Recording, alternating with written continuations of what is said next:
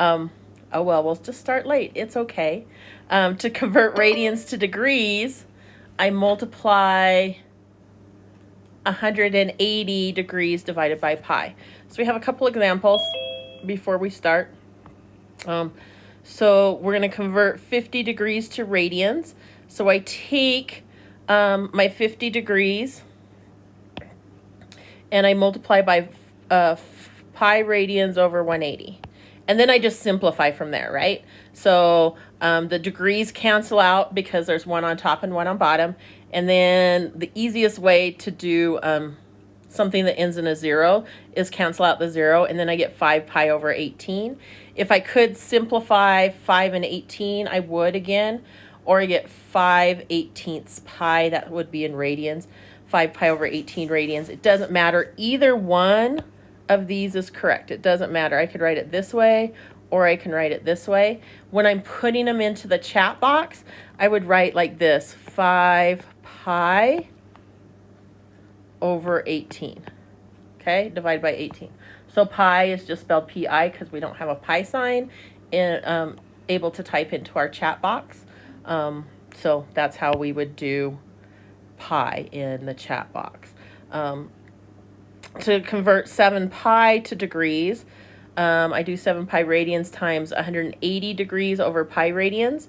The radians cancel out and the I'm so sorry, and the pi's cancel out most of the time. The pi's cancel out. Sometimes when I'm converting radians, I might not have like 7 pi radians. I might like just have 4 radians, and then there would be no pi. So we'll talk about that when we get to that. And then I do 7 times 180 is 1260 degrees, 1260 degrees. Okay, so we're going to do a few of these. I'm going to do a few, and then you're going to do a few. And the most important thing is to make sure that we simplify. So you have to simplify as much as possible. So I'm going to try and keep both of these up here so you guys can see everything at one time. So if I'm going to convert 43 degrees to radians, I'm going to multiply by pi over 180. Okay, so that becomes 43 pi over 180.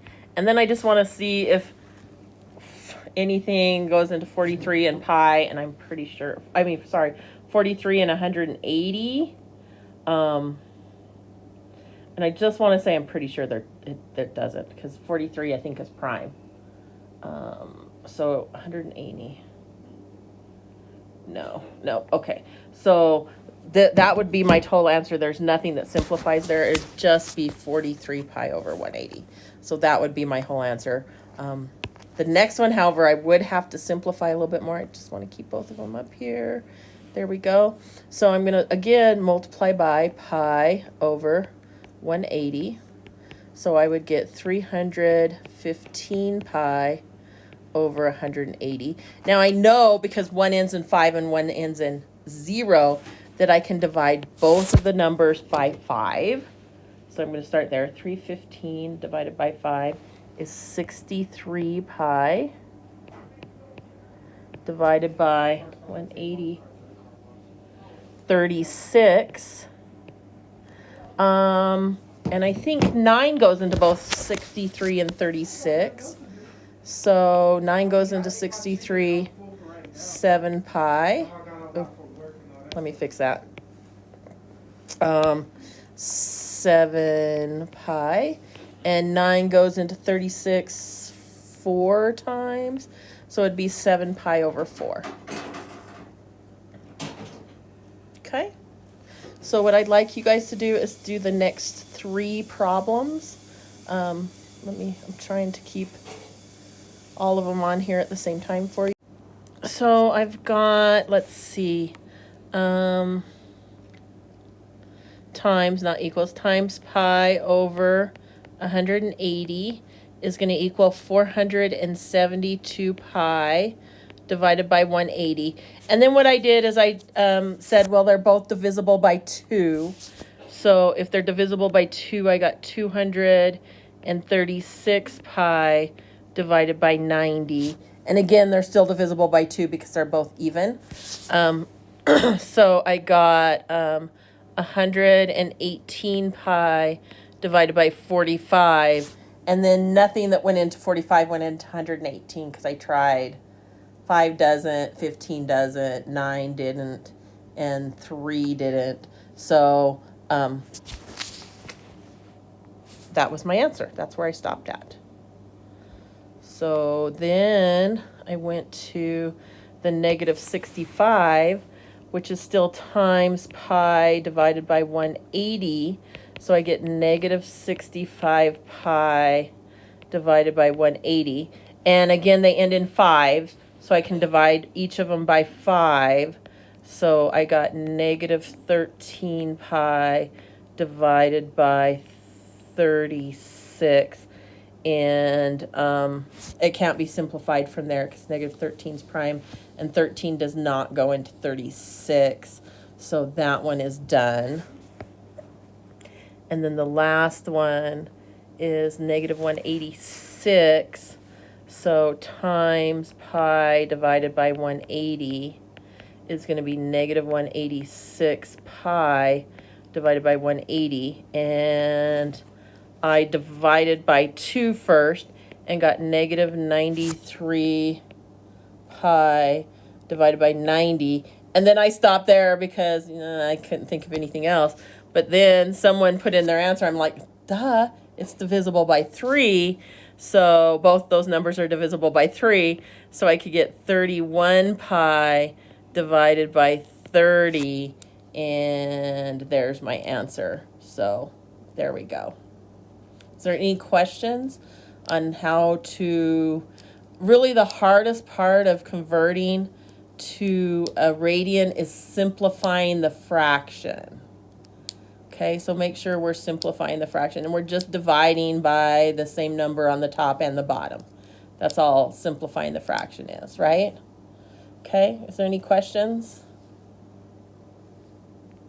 Okay, so let's go to the other way now. Convert from degrees to radians. Convert from radians to degrees. And so all I'm going to do here, same similar thing. I'm going to multiply by, only instead of doing pi over 180, I'm going to do 180 over pi. I'm just multiplying by the reciprocal. So I want 180 degrees divided by pi. So my radians, it's pi radians. Okay, so the radians go away because there's one on top and one on bottom. The pi's go away. So now this becomes 6 times 180. So get out my calculator. 6 times, clear. 6 times 180 is 1,080 degrees. That's it. Okay.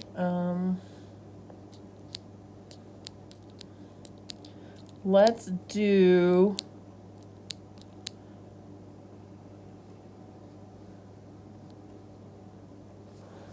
just do, let me do one more first before we go on. So again, I'm going to do times 180 divided by pi rads. So the radians go away. The pi's, because they make a 1, that's why they go away, right? And I get left with 1.3 times 180 degrees. So that's in my calculator. 180 times 1.3 is 234 degrees. Okay, so what I want you to do right now, the only ones I want you to do right now are C, D, and E. Okay? So I've got times, maybe we don't. Let me try and get something other than a highlighter here. And here we go. Times 180 divided by pi rads. Radians go away, pi goes away. And if we multiply negative 2.7 times 180, I'm going to get negative 486 degrees. And then for D, same thing, right? I'm going to multiply by 180 divided by pi rads. So those go away, pi's go away. And I get 4 times 180, which I think is 720 degrees. Okay. And then the next one looks to be the same as number D. E and D look the same, but the difference is there's no pi. So I'm still multiplying by 180 over pi rads. This time my rads go away, and I get, I'm so sorry, 100, oh, so sorry. Wow. I get 4 times 180 divided by pi, right? And that's how I'm going to put it in my calculator. I'm going to actually do that. I'm going to do 4 times pi divided by, I'm sorry, 4 times pi. 4 times 180 divided by pi, or divided by 3.14. So my calculator doesn't have a pi button, right? I just use my phone calculator. So it's just 3.14. You could do 3.4159. But I did 3.14, and I got 229.3 degrees. It was 0.299, so I rounded up. So it'd be 0.3 degrees. Okay? So any questions? Are we okay so far? So I left the last 3 because, oh my gosh, they're fractions, right? It changes it just a tad bit, not much. And I'm going to leave F for you guys to do, and I think I'll do G.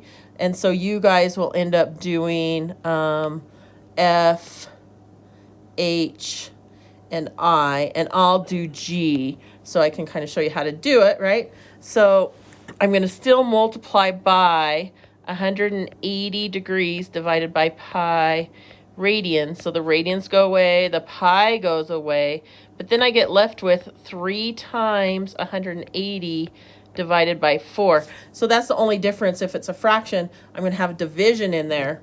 Not too bad. So, calculator, come on. So clear. 3 times 180 is that. So this becomes 540 divided by 4, which is 135 degrees. Okay? So does that kind of make sense? So the fraction is just a little bit different. I'm just going to end up with something to divide by. So I want you guys to go ahead and do F, H, and I. And I forgot to record. I'm so sorry. I'm doing really bad about recording for your class today. I'm multiplying by 180 divided by pi rads. The rads make a 1. The pi makes a 1. So I get 5 times 180 divided by 6. And when I put that in my calculator, I get 150 degrees. Okay? And then the last one, same thing. I'm going to do the same thing. 180 divided by pi rads. So the radians go away, the pi's go away, and I get left with 12 times 180 divided by 7. Well, when I put that in the calculator, I get a decimal, which is okay. I'm just going to round it. I'm going to get 308.6, 308.6 degrees. And that's it. Okay. You could have left it on this one because there's not a pi in there. I could have left it as the exact answer, which was 2160 divided by 7. I think that's what it is. So that one, that works also. Just depends on Delta Math on how they want their answer. And I would, if I were you, this is how I would look if it ends up being a decimal answer like that. I would go to the show example and keep hitting show example until they have a decimal answer and see how they want it. Do they want it put in as a fraction, or do they want it put in as a decimal? Although you do have 2 chances, so you could put it in as a fraction first and see if they accept it, and if they don't, put it in as a decimal, see if that works. But I always like to be sure, so I always check show example until I find one like what I have and see how they have the answer That way I know that I'm putting it in correct the first time. So that's it, you guys. This is the whole lesson today. It's just converting from one to the other, and that's it. There used to be more. If you have the pack, you know there was more to this lesson. But we decided just to talk, just because this is going to be something, this is something that can be on the ACT, converting from radians to degrees, degrees to radians. So we wanted to make sure we got this part taken care of. So this, consider this kind of your first ACT type review lesson that just kind of goes along with what we're doing with trig. Believe it or not, this is a trig. Radians is a trig topic. We're just not going to get into it very deeply because we want to start rehearsing, studying for the ACT. So